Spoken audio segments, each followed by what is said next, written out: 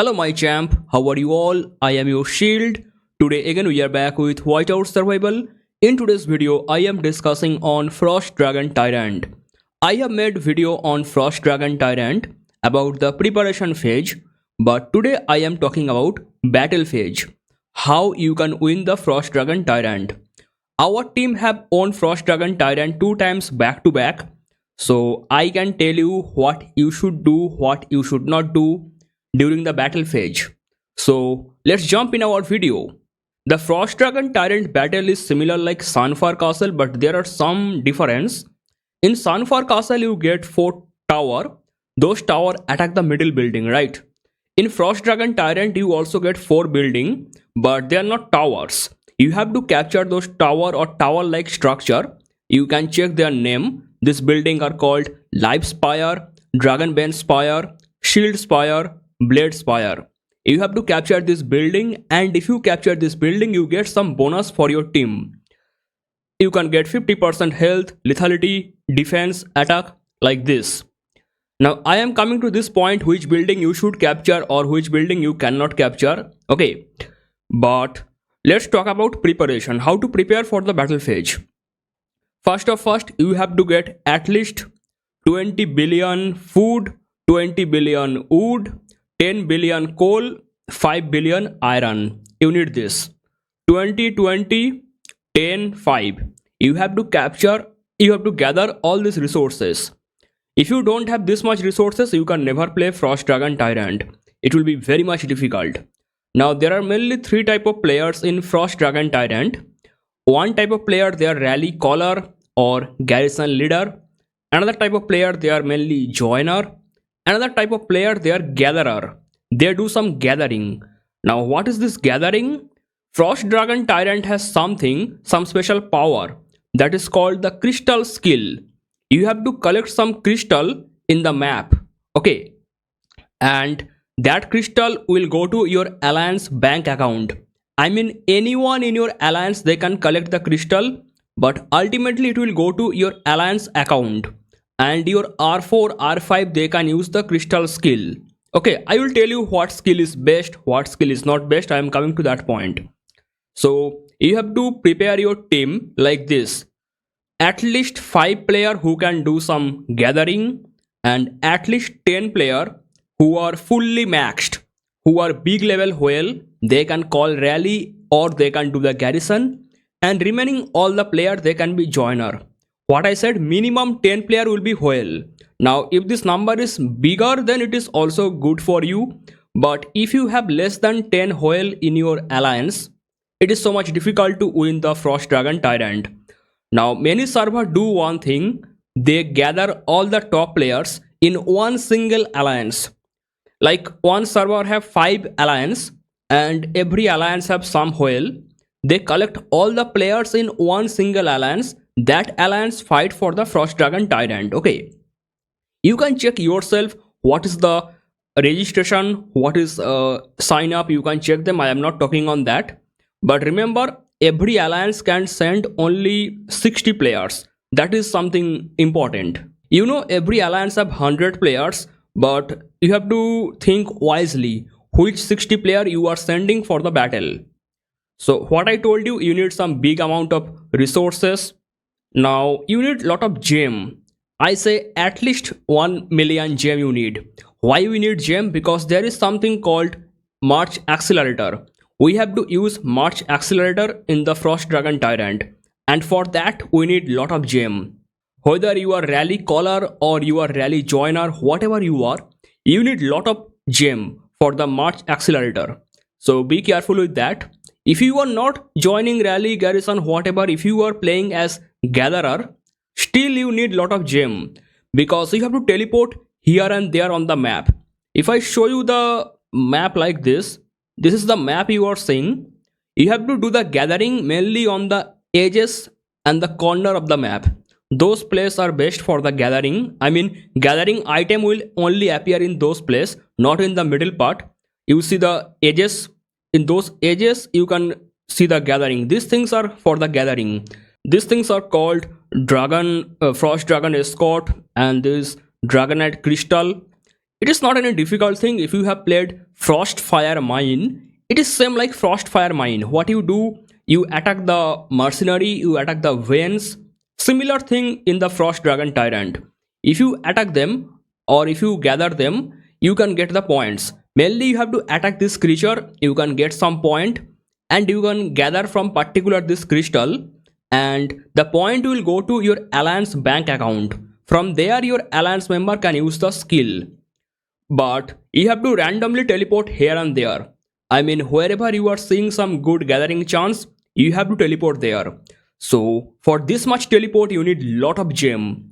That's why I'm telling you have to reserve some good amount of gem. If you cannot collect 1 million gem, I say get at least 500,000 gem if you want to win the Frostdragon Tyrant.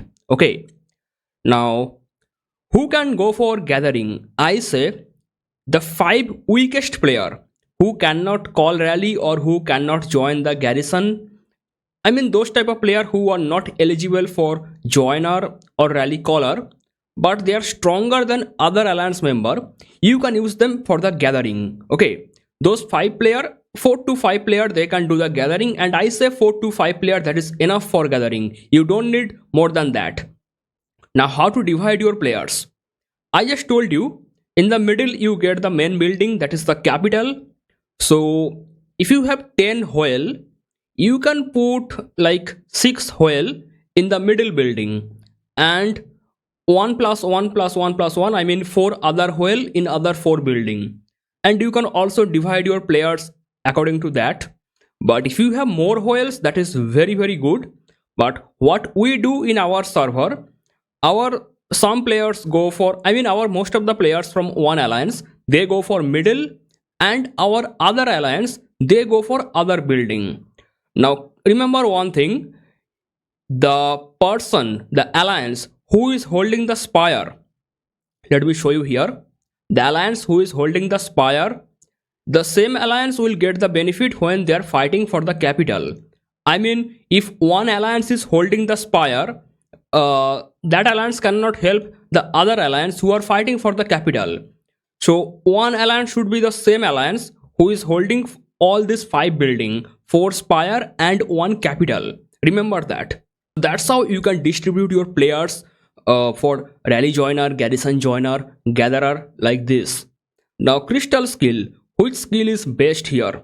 Our team have owned Frostdragon Tyrant 2 times, and I can tell you there are a lot of skill, but 2 skill best right here. This skill, what you are saying, dragon scale ages, you are getting 15% attack and defense. Okay, this is the best thing. I mean you can get the bonus for both fighting in the capital and spire. The dragon scale ages, it is very good skill. And one more skill, dragon chest banner, you are getting 30% rally capacity. These 2 skill are best. Now there are many other skill, you have to use them wisely. You can read the skill, then you can discuss with your R4, R5 which one can be best for you. But we have owned 2 times, and our best skill, what we love, that is these 2 skill, dragon scale ages and dragon chest banner. Mainly dragon chest banner, it is very good skill. Rally capacity 30%, it will help you a lot when you are fighting. Now when you are fighting for building, which building is best? If your alliance can capture all 4 building, that is very good. If you cannot capture 4 building, I say go for these 2 building. The first one, live spire, where you are getting 50% health for 30 minutes. If you capture the building, it is same like normal what you play fortress, sunfire. This building mechanism is same. So live spire can give you 50% health, and this building dragon bane spire, that will give you 50% lethality. So if you can get 50% health, 50% lethality, that will be very much good. Other skill, they are also good, 50% defense and 50% attack from other 2 building. But if it is not possible for you to go for all 4 building, then at least get live spire and dragon bane spire. These 2 building will be very much important if you want to win the Frostdragon Tyrant. So I just told you how much resource you should have, how much gem you should have. Mainly I told you use of the gem, that is moving fast, the march accelerator, and the teleport. You need lot of gem for the teleport. Okay. Also, I told you which building can use or which building you can capture or what skill you can go for. Now the question is, what troops you need? I am giving you a very simple answer. You need max level troops of your server. If your server has got FC10 T11, I mean FC10 Helios troops, that is the max level for your server. You need everyone who is calling rally, who is joining rally. Everyone should have FC10 Helios troops. If you cannot do that, you can never win Frostdragon Tyrant. If you are secondary alliance, then you can have FC9 or you can play with normal troops without Helios troops.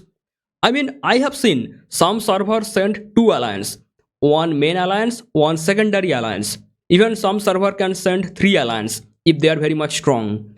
So if you are from the secondary alliance, then FC9 will be fine. But if you are the main alliance of the server who are trying to be the Frostdragon Tyrant, you should have minimum FC10 Helios, or I say the max possible level troops for your server. You have to go for it.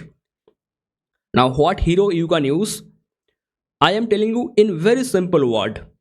Latest generation infantry, latest generation marksman, and Mia when you are calling the rally, if you are rally caller.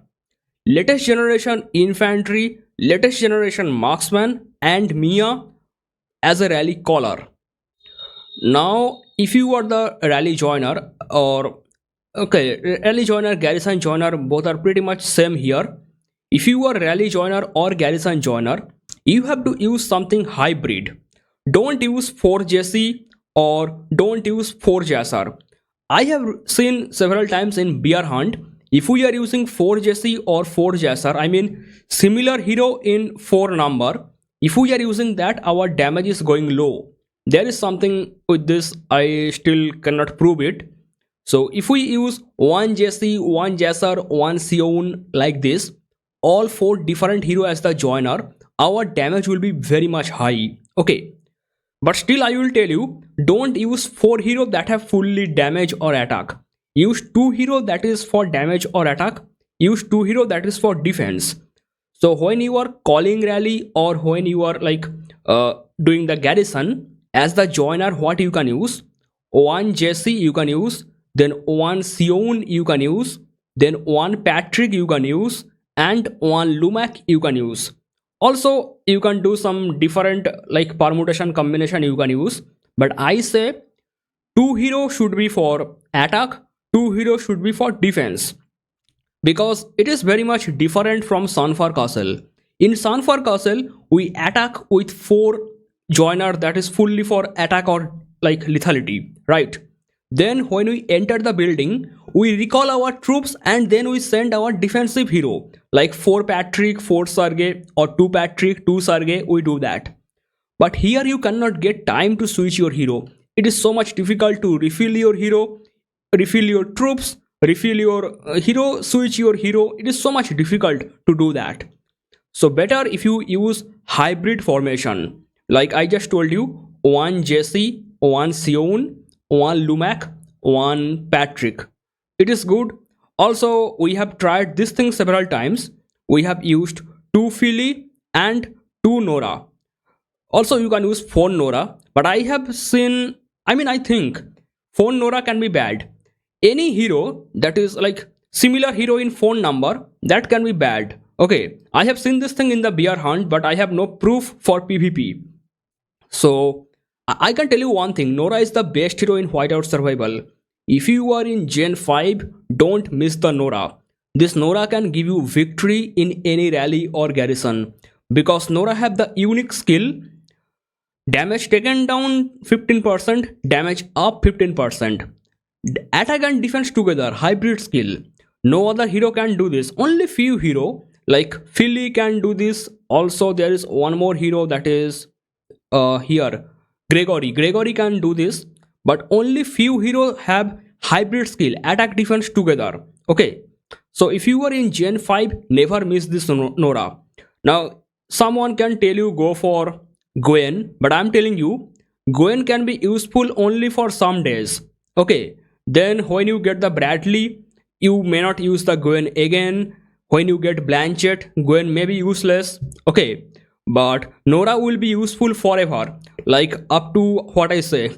If we get Gen 13 right now, Nora can be useful up to Gen 13. This hero is so much useful, not for calling rally, but as joining rally. Okay, so what I told about joiner, use something hybrid that can give you victory, because you get only small time to switch your hero in the Frostdragon Tyrant. You will see hundreds of attacks are coming on the capital. That is so much difficult to fight. Now, what formation you can use? We have used something crazy in last Frostdragon Tyrant. I have already made a video on that. We were using 49 to 49. That means 49% infantry, 2% lancer, and 49% marksman. We also tried 50-0-50, but I say we have to use at least a very small percent of lancer. So I am telling you 49 to 49. This formation can be really good if you are playing the Frostdragon Tyrant. Now why I am telling this? Look, I told just some minutes ago, if you are the rally caller, you have to use latest generation infantry, latest generation marksman, and Mia. So Mia have something very unique. Mia have two skills that can give you heavy level damage, and Mia is very much powerful for the widgets. But Mia is not that much important for contributing the Lancer stat. The Lancer attack, Lancer defense you are getting from the stall level of the Mia, that may not be very much important. So we are using a very small percent of Lancer when we are attacking, right? But we are using a heavy number of infantry and marksman, because we are using our latest generation infantry, latest generation marksman. And Mia have this skill, I mean the first and second skill, which is increasing the damage. That is working for all troops. So it will also work for infantry and marksman. That's why Mia can be a game changer. It does not matter what gen you are, gen 9, gen 10, gen 11, what gen you are, you can use Mia to call the rally. We have used this thing and we have defeated world top player AKB, okay, just using Mia. But there is one more twist. Mia is not very good when we are working as the garrison leader, as the garrison bonus member. So what you can do, when you are calling rally, you are using latest gen infantry, latest generation marksman, and Mia. But when you are doing the garrison, you have to use latest generation infantry, lancer, marksman, all of them. I'm giving you a very small example. Let's say we are in gen 10. Gen 10 and we are calling the rally. So in gen 10 we will use Gregory as the infantry, Mia as the lancer, and Blanchett as the marksman, as the rally caller. Now when we are doing the garrison bonus member, he will use Gregory as the infantry, Freya as the lancer, Blanchett as the marksman. So we can do this switch. Okay, after we enter the building, we will not use Mia anymore for the garrison. We are using Mia only for calling the rally. Later we will switch it with our latest generation lancer. Okay, I'm cleared. Remember this thing, it is so much difficult thing, and it is so much also difficult to switch your hero, switch your troops. Okay, now what formation we can use for defense? I can tell you, you cannot use any proper formation for defense. 60-40-0 could be a very good formation for defense. 60% infantry, 40% lancer, 0% marksman. But since we are using 49 to 49, from that position it is very much difficult to switch our formation. So I say you can use 49 to 49 for both attack and defense. I mean for both calling rally and for both defending rally. And you will always try to refill your troops in the capital. But I'm telling it is so much difficult. You have to use accelerator to go very fast. Now one question comes in everyone's mind. We can attack other players' city, right? We can burn other players. Should we do that? I say don't do it. It is just some waste of time, waste of troops.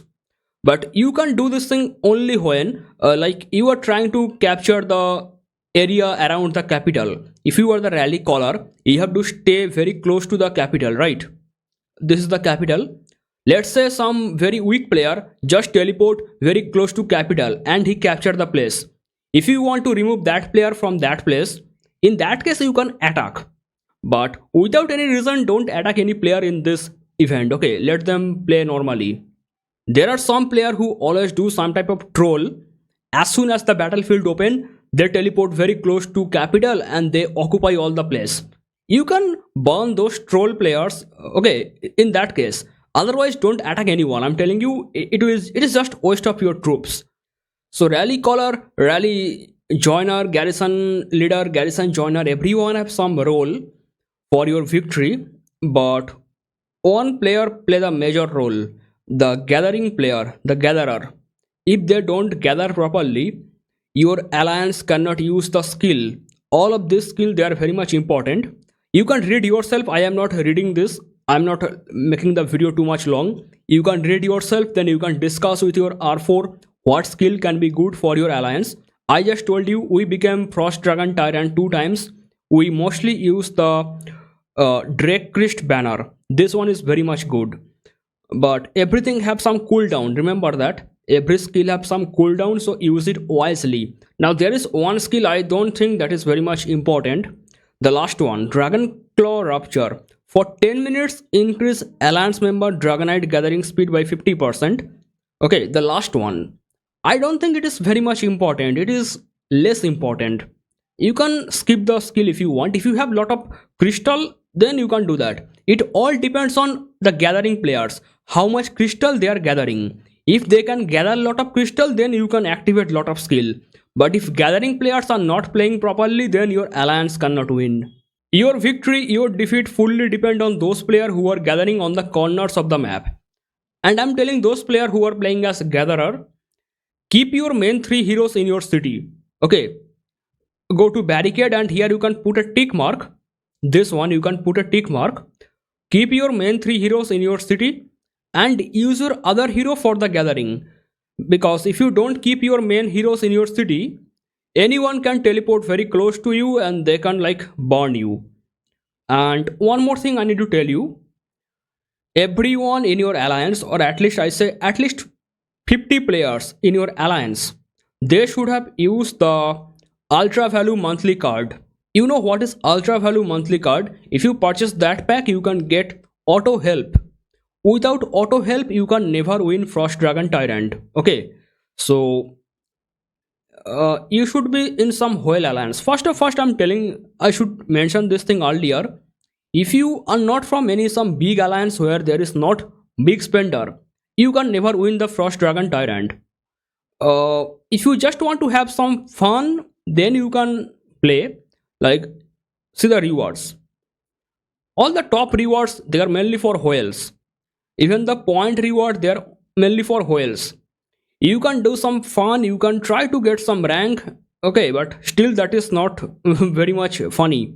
Because if you want to get some good rank like top 100 rank, you have to spend a bunch of resource, billions of resource you have to spend just to heal your troops and just to keep doing the attack.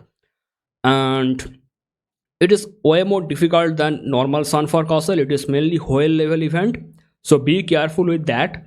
If you don't have enough troops, if you don't have enough resource, if you don't have enough gem, don't play this event. I'm talking about free to play. Don't play the event. It is not for everyone. And for the last time I am telling all the players who are planning to capture the middle, the capital, or who is planning to be the Frostdragon Tyrant, he should have everything max level. Max chief gear, max chief charm, max pet, max daybreak island, max expert. Everything should be max if anyone is planning to be the Frostdragon Tyrant. And Frostdragon Tyrant is depend on the garrison leader. I mean, if you are the garrison leader, if you are holding for a long time, then your rank will go high for the Frostdragon Tyrant. You have a question in your mind, I think you have this. How to select the Frostdragon Tyrant? Who become the Frostdragon Tyrant? If any alliance, any team is capturing the middle building, the capital, then the garrison leader, who is in the top. Garrison first player. He is considered as the main player. He get all the occupation time, and later he can be the Frostdragon Tyrant. You have to hold for the highest time. Okay, so you have understand how much difficult it is. And if your alliance member don't have max level troops, you can never win this event. I hope you understand how to play the Frostdragon Tyrant. If you want to know more, you can watch my live stream about Frostdragon Tyrant. I will give the link in the pinned comment. That is all for today's video. Thank you so much for watching, and bye bye.